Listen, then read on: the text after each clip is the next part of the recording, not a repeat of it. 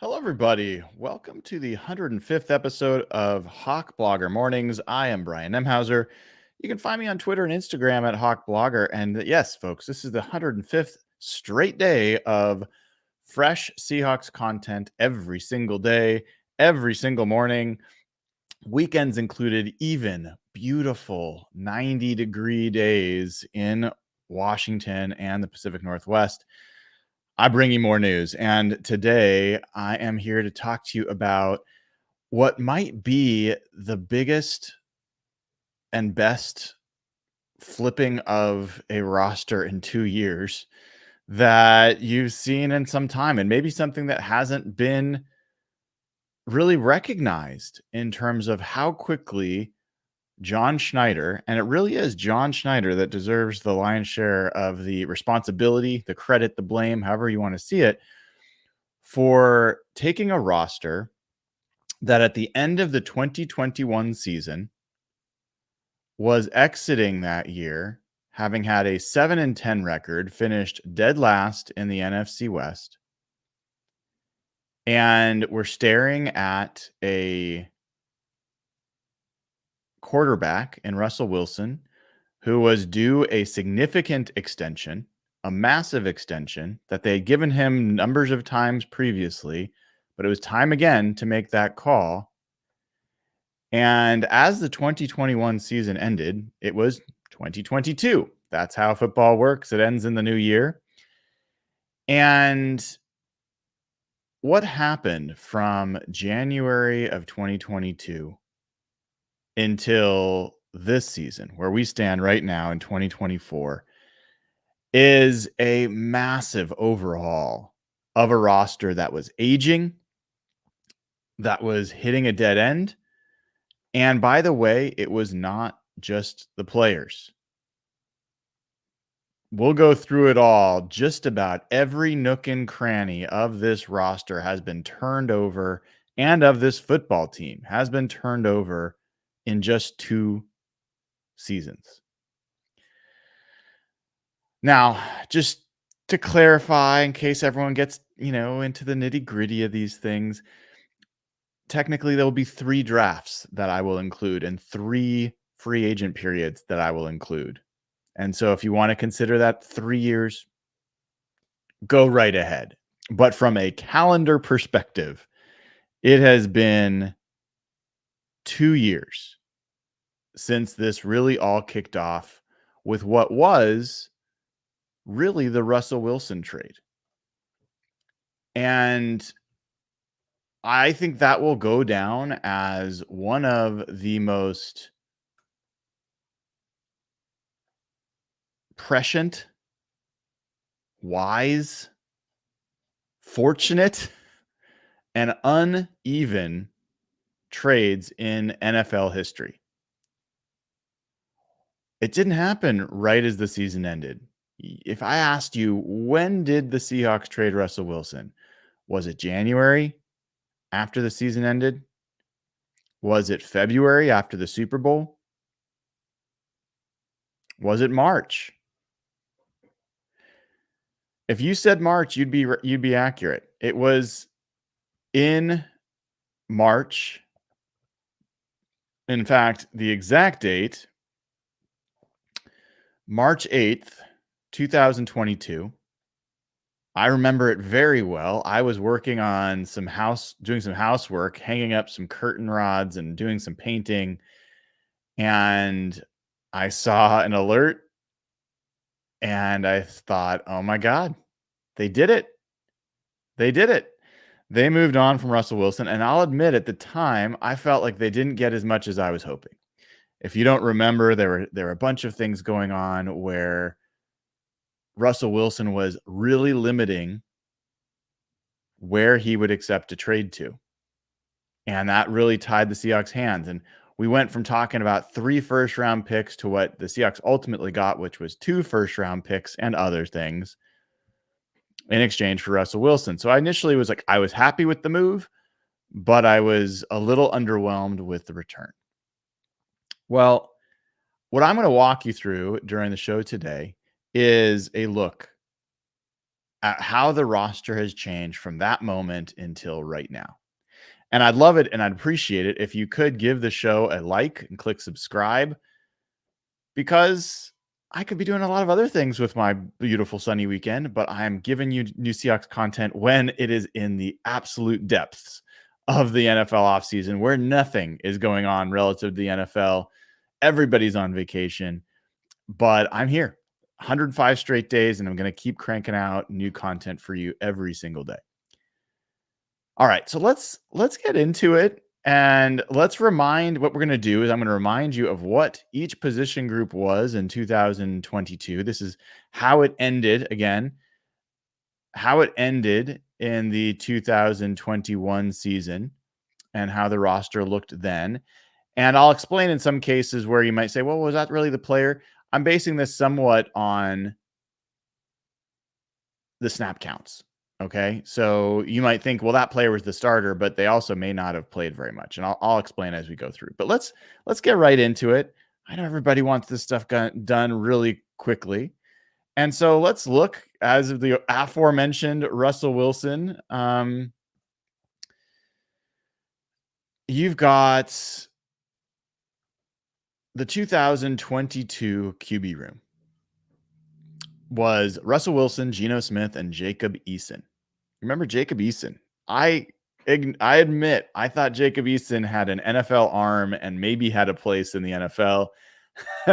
There may have been a time that I thought Jacob Eason was a better NFL prospect than Justin Herbert in college. Did I honestly? I might admit that I think I thought that at some point. I thought he had a better arm. Well, we can't always be right all the time. But anyway, Russell Wilson, Geno Smith, Jacob Eason. Okay. And it's a pretty good quarterback room. And so not in every one of these cases are we going to say, oh, well, this is clearly better. But I want you to take a look at what this room looks like after. And before I do, we've got a lot of great comments in chat. I appreciate it. Comment from Don Cornelius, who says, appreciate the content, man. We're winning the division this year. Well, that would be amazing. Comment from 67 Plush, who is a YouTube member, which I encourage you strongly to join. It's a lot of fun to join as a YouTube member. He says, in a few short months, you've cemented yourself as the #1 amateur Seahawks coverage.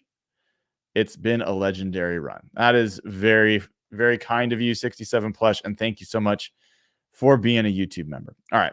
So this is the 2022 quarterback room as of, let's say, March, February, March, exiting the 2021 season. So what is it now? Geno Smith, Sam Howell, and PJ Walker. Now, by any metric, Geno Smith has been a better quarterback than Russell Wilson over the last 2 seasons. Sam Howell was a starter for all of last year and for a game the year before. So certainly had more starting experience than Geno Smith, recent starting experience than Geno Smith did back then. And definitely, I think PJ Walker would be someone people would take over Jacob Eason. So overall, I would say it is an upgrade, 2024 versus 2022. Some people may argue that, but I think it is. Not to mention, if you throw in the contract situation and all that stuff, I think this quarterback room is better set up for now and for the future than that 2022 room was. Okay, we're going to keep going. 2022 running back room. This one's an emotional one. Alex Collins, RIP for Alex Collins, who was taken at age 28 in the offseason after this season, which was obviously a real sad situation for all involved. And Rashad Penny, who had a absolute tear at the end of this 2021 season. He was the best running back in football, putting up historic numbers toward the end of that year. But if you looked at the snap counts, Alex Collins had the most snaps at running back for the Seahawks that year. Rashad Penny had the second most. Travis Homer had the third most, and DJ Dallas had the fourth. You may be asking, where's Chris Carson? Yes, Chris Carson technically was part of this running back room, but he only had 100 snaps that year. So I think it's a very misleading. He was the 5th most in terms of snaps at halfback. I think it's misleading to put his name on there because you think Chris Carson and you think the great Chris Carson. He was not that player. That was the last year he played. He retired. So that was this room, which was a mixture of journeymen, draft picks that hadn't really hit, and low ceiling backup players in Travis Homer and DJ Dallas. Take a look at what's happened to that spot in just 2 years. You now have one of the best running back rooms in the NFL. Kenneth Walker, Zach Charbonnet, Kenny McIntosh, all on the first, second, or third years of their contracts. All young, explosive, powerful running backs. And George Halani, which we haven't yet seen, I think we're going to be pretty excited about him too. I think that the depth of this running back room and the youth of this running back room is one of the best in the NFL. And, if you were like flip back and forth, Travis Homer and DJ Dallas versus Kenny McIntosh and George Halani, even those two, absolutely huge difference. Okay. So huge, I think, dramatic turnover at the running back position. And they spent 2 second-round picks. So, that will happen when you really invest in a position, but there's no guarantee the guys will hit. Rashad Penny was a first-round pick, and he certainly didn't hit his first few seasons in the NFL. Let's keep going. Wide receiver. Not as much change here, but some notable changes. DK Metcalf and Tyler Lockett still here and still deserve to be here. D. Eskridge still here. But Freddie Swain was the slot receiver back then. Philip Dorsett and Penny Hart were the backups at receiver. And if you look at what you're looking at now, where you go from Freddie Swain as your third receiver to Jackson Smith and Jigba as your third receiver, and you have Derek Young and Jake Bobo as your backups, instead of Philip Dorsett and Penny Hart, huge difference. Again, what's the difference? Young, emerging, athletic talents here. So, going from Freddie Swain to Jackson Smith and Jigba is about as big of an upgrade as I think you can get. And I'd argue that the Jake Bobo and Derek Young positions also are pretty significant upgrades. I think the Tyler Lockett aging is a downgrade and is not to be ignored. But the addition of Jackson Smith and Jigba and Jake Bobo, I think, is part of what is helping to address that roster transition. Tight end.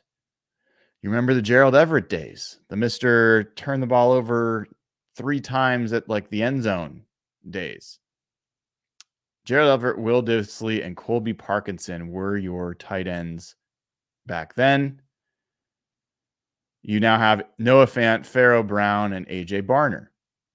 This is an interesting one where I think that Gerald Everett, Will Dissly, Colby Parkinson group might be better or at least equivalent, especially from a receiving standpoint. But we don't know what we have in A.J. Barner yet. I think Pharaoh Brown's going to be a cult hero here. I think he's going to be a really big part of this team. And I think that this is a much tougher group in terms of Pharaoh Brown and A.J. Barner as blocking tight ends and what they can do relative to what Colby Parkinson can do. I think you're going to see a very, very solid tight end room. So again, significant turnover. All 3 players, new names. in 2 years. Entirely new tight end room. And Noah Fant came in as part of that Russell Wilson trade. All right, let's keep going. Offensive line. This one's fascinating. Look how big Dwayne Brown was back then. I mean, it was not the same Dwayne Brown he was when we first acquired him in trade. He was injured a lot that year. Was not quite the same player. And if you look across your starting lineup, Dwayne Brown, Damian Lewis, Gabe Jackson, Brandon Shell, and Ethan Posick. I think you could argue Ethan Posick better than who they've had at center recently. Brandon Shell actually was pretty good at some points, but was injured. Give me a second, folks. I got to tend to my son. I will be right.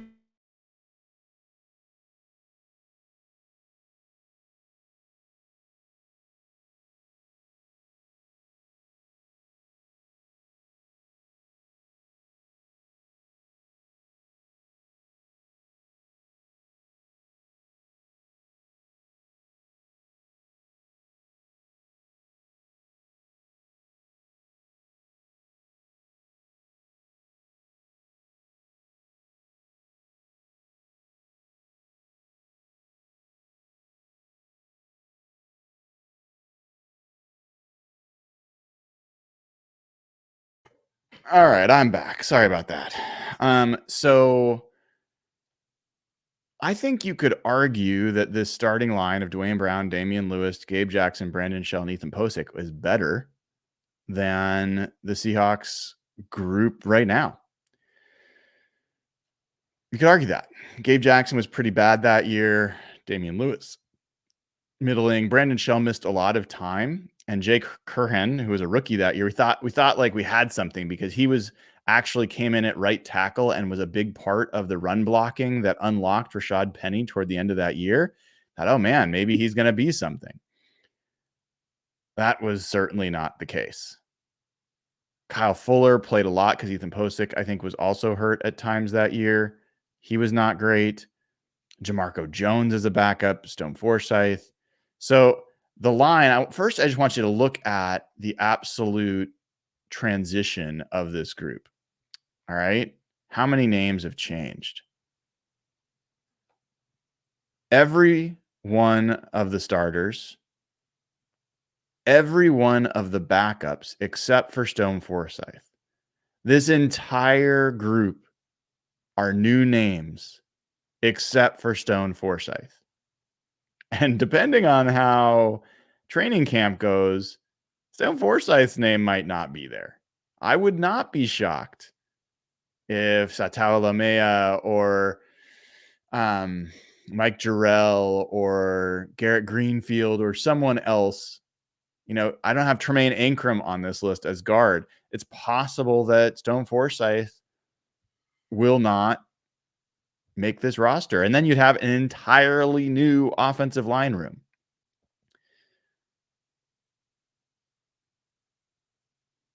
So, I just am in awe of the amount of change that's happened with this. I got a comment here from Misfit74 says, I like that Brian deals with his kids while in stream. I wouldn't be as gracious about the interruption. LOL.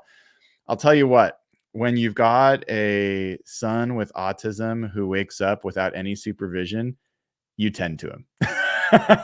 You make sure he's set up if you don't want the house to burn down. So yes, I always make sure he's all set and squared away. But yes, that is a priority over the stream and always will be. All right. So this group, I won't go into great detail. We've talked a lot about the offensive line, but I put Abe Lucas's picture on here because I think this group hinges on him and Charles Cross. Those two tackles who they took in that first year. Charles Cross, one of the Russell Wilson picks, right? they have to hit, and if they don't hit, then this is going to be a renovating group on continual basis until they find their tackles. But if you look at George Fant, that name all by itself is just such a huge upgrade from a backup tackle position. If you look, the best backup tackle they had in 2022 was Stone Forsythe. That was the same case last year. George Fant is just a huge upgrade over that. As I've been telling you lately, I believe that Oluwatimi is going to be a surprisingly good center. I'm increasing my confidence that Oluwatimi is going to be better. I've had some hesitation. I haven't gotten my eyes on him, so this could all change when I see him actually in pads and how he's moving people, or vice versa. But I'm cautiously optimistic about him, and I think Laken Tomlinson is going to be a steadying force. So that's the offensive line. Huge, huge changes. Let's get to the defense. As that year ended, my goodness. Look at this group. Starters, this is back when they were more of a 4-3. Kerry Hyder and Carlos Dunlap were their edges. And you might say, oh, Carlos Dunlap was pretty good. Carlos Dunlap was not good that year. He was not good that year. Let's take a quick trip down memory lane with Carlos Dunlap. Actually, he was okay. I am misremembering. I take it all back. It was he had 10 sacks that year. Is that right? All right, I take it back. Let me double check because PFF sometimes does weird things with sacks.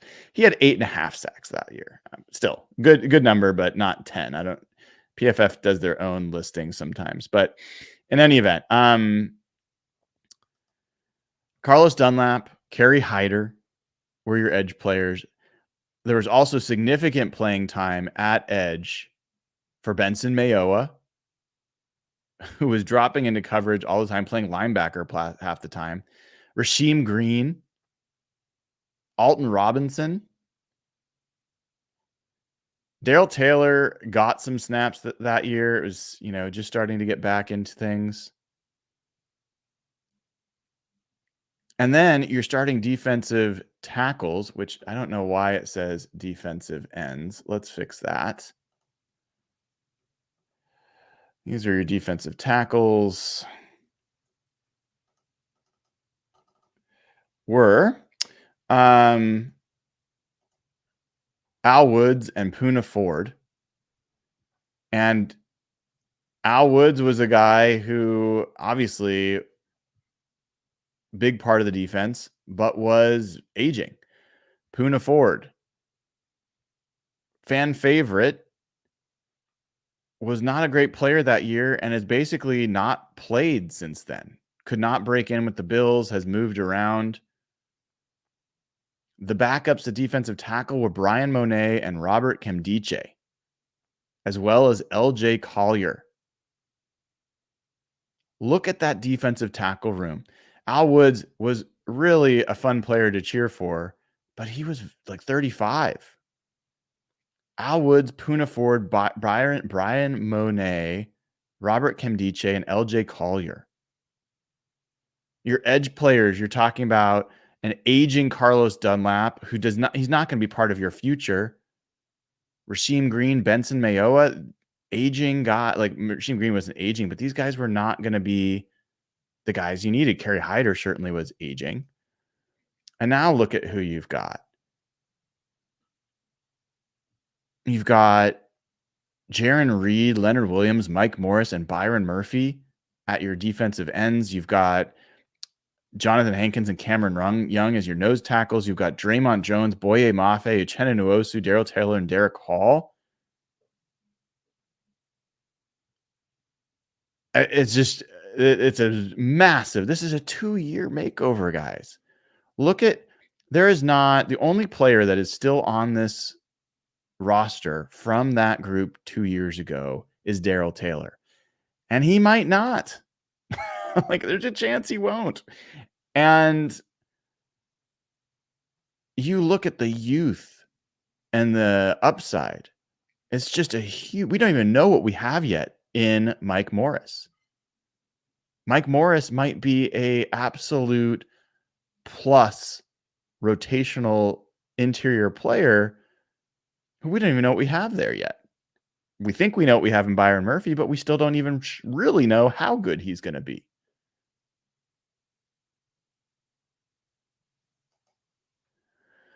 (2022) linebacker room. The good old Cody Barton. Cody Barton was one of your linebackers. And this was back when it was, again, more of a 4-3. So you had 3 linebackers on the field more often. Off-ball linebackers. So you had Cody Barton, Bobby Wagner, and Jordan Brooks as your starters. It's a pretty good list of at least Bobby Wagner and Jordan Brooks. This was the year before Bobby Wagner was let go by the Seahawks. He was declining that year. He ended up showing that was an aberration, and he had a great year with the Rams and then a good year with the Seahawks last year.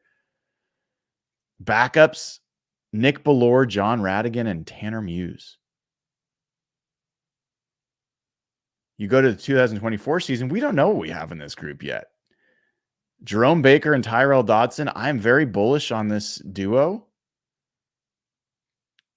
That may be a huge downgrade. This is possible. You got to acknowledge it might be. This is a big question mark. This also happens to be Mike Macdonald's strongest position group that he coaches and understands. So we'll see. Tyrese Knight, don't know. Supposedly a project, a developmental player. We'll see. You still have John Radigan, but every other name has been turned over in 2 years. You following this so far? Let's go back real quick. Just on defense. How many names still remain? 1 on the defensive line, Darrell Taylor. How many names in linebacker? 1 in linebacker, John Radigan. So that's 2 players. So 2 players so far on defense remain. Let's get to cornerbacks. This is a fun one. 2022 cornerback room. DJ Reed was fantastic. They did a great job with DJ Reed bringing him in. They chose not to bring him back. People forget about the rest of this room. Sidney Jones actually got the second most snaps at outside corner. So it was DJ Reed and Sidney Jones much of that year. Ugo Amadi was the slot. They started out with Marquise Blair, who had been switched from safety, but he got hurt. The other cornerbacks getting snaps, Trey Brown, Trey Flowers, Bless Austin, and John Reed. Yikes. Yikes. I think if I look at this list, I'm not sure Trey Flowers is still in the league. I think Ugo Amadi was on a roster somewhere, but most of these guys aren't even rostered anymore. So then you go to where we are today. Only Trey Brown remains. So that's 3 players off the defense from 2022. You've got Reek Woolen, Devin Witherspoon, Trey Brown. Is there a bigger upgrade anywhere in football from Ugo Amadi to Devin Witherspoon? And I don't mean that as shade to Ugo Amadi. I know it is, but I mean just the best player on your team is Devin Witherspoon most likely, and that Ugo Amadi, wasn't probably one of your best 20 players. But besides the starters, Woolen, Witherspoon, and Brown, you've got Nehemiah Pritchett and DJ James, 2 rookies. We'll see how they turn out. And Artie Burns and Michael Jackson. It is among the deepest cornerback rooms in the NFL. This group last year, not including Pritchett and James, had the 6th highest grade of any cornerback group in the NFL. And I think there's room for additional growth beyond that. The safety room. Quandre Diggs, Jamal Adams, and Ryan Neal were your 2022 safeties. And backups were Ugo Madi also played some safety. And then Nigel Warrior. Everyone remember Nigel Warrior? He got a cup of coffee with the team. And of this group, who's left? Nobody. Again, Julian Love, Rayshon Jenkins, Kayvon Wallace are your starters. Kobe Bryant, Jonathan Sutherland, Jarek Reed are your backups. So out of the entire defensive side of the ball, 3 players remain from 2022. John Radigan, Trey Brown, and Darrell Taylor. That's wild. Let's go back and do the offense real quick again, because I want to see how many people remain from that. So Geno Smith remains. D. Eskridge, so Geno Smith, DK Metcalf, D. Eskridge, Tyler Lockett. So that's 4. And Stone Forsythe, 5, depending on if he makes the team. So 5 players on offense, 3 players on defense remain from the 2022 group. That is wild. Just a massive, massive renovation of this roster. And that's not it. Also change over the coaching staff. You know, Pete Carroll, Shane Waldron, Ken Norton Jr. was the defensive coordinator coming out of that year. Pete Carroll would let him go and bring on Clint Hurt as DC. The assistant, or I think they called him the associate head coach, was Carl Tater Smith. Talking about upgrades, the upgrade from Carl Tater Smith to Leslie Frazier as your assistant head coach. I mean, craziness. I wish Pete Carroll had the counsel of someone like Leslie Frazier over the years. People forget Carl Smith was actually given responsibility to be a quarterback coach for Russell Wilson when he came into the league. My goodness, if they had a real quarterback coach, just think of how much they could have helped Russell Wilson in his early development. But again, the only guy, there's no one left from the coaching staff. Carl Scott, I don't believe I'm going to double check this. Who's not well, let me just make sure I'm speaking truth. Carl Scott. Yeah, he was not part of the Seahawks coaching staff back then. So an entirely new coaching staff. 5 players from offense remain, only 3 players from defense. You talk about flipping a house. John Schneider has done something that very few general managers will do in 4 years, 5 years. But to go from where they were 2 years ago with a franchise quarterback in Russell Wilson who was due a major extension, a Hall of Fame head coach who was, I think, just signing an extension of his deal, an aging roster, missing draft picks. They didn't have a first-round pick that year until they got one from the Broncos. And just 2 years later, everybody's gone except for a few players, a few names. New coaching staff, which I think is going to be one of the best coaching staffs in the NFL. and a ton of young talent.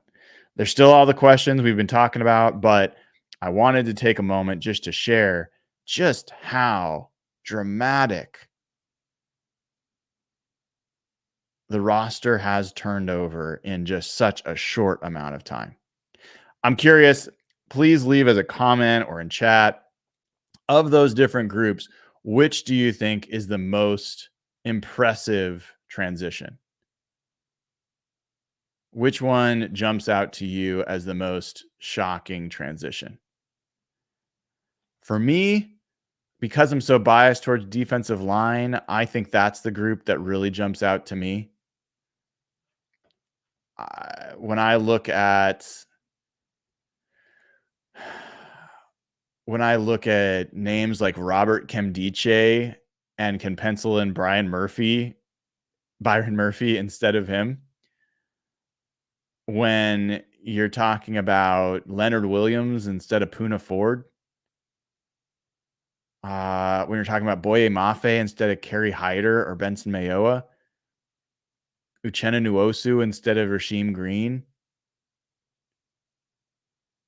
That to me not only is a massive change, but the ceiling is so much higher and it's young. And I think for the next 3 years, you can see that group be one of the best in the NFL. And that 2022 group that I was mentioning was one of the worst.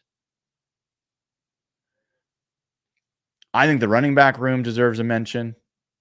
I think it's in that category. And I agree with one of the people in the comments who said it was a waste of a pick to spend 2 second-round picks on running backs. I was on record about that from the beginning. But now that they've done it, I'm not going to sit here and just hold that continually against them. Kenneth Walker and Zach Charbonnet both look like starting caliber, high-quality running backs.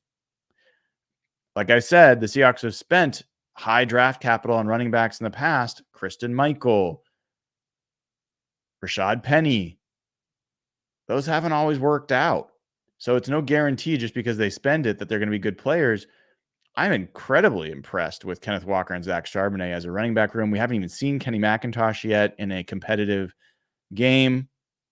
We'll see what we have there. And we got to figure out what's going on with the offensive line. We don't know, but I think that's as well a big deal. I would say the coaching staff is the other thing that is in the conversation for just shockingly dramatic makeover. So that's it. That is the 2022 to 2024 2-year change from when Russell Wilson was about to get his next contract with the Seahawks to now, where it is a completely different Seahawks team that feels like it's growing instead of decaying, feels like it's got a fresh vision, fresh potential, new ideas, new players, new strengths, new weaknesses. Just a huge, huge change. Please take a moment, if you haven't already, give the show a like. Shows me some gratitude. It takes you no time to do it, and I really appreciate it. Also, click the subscribe button. We got to keep the channel growing. And follow me over at Instagram at Hawk Blogger. We want to start getting Instagram and threads and all that stuff growing. I'm going to probably put a little more effort into that over the course of this season to really try to get that community going. Join at patreon.com/hawkblogger. The audio edition of all these podcasts are available there.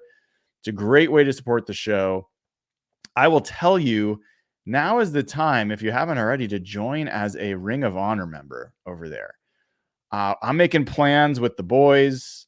We are going to have, I think they're going to be coming out for the home opener, the first game of the season. We will probably try to plan our Daniel's Broiler or wherever we go out for dinner meal with the crew. And so that goes just for Ring of Honor members. So join as a Ring of Honor member. It's the biggest and best way you can support the show. It's a huge, huge commitment to do for us, and we really appreciate it. Would love to do that. Have dinner with us. Steak dinner on me for being a Ring of Honor member. Now's the time to do it. And if not that, just patreon.com/hawkblogger. Join as a supporter. Get access to the Slack channel. Get access to the audio versions of the pod that have no ads and our all the audio is equalized and sweetened, so it's nice and easy to listen to for you. All right, everybody. I hope you enjoyed the show. I hope you enjoy the rest of your Sunday. I'm Brian Nemhauser. This has been episode 105 of Hawk Blogger Mornings. Take care.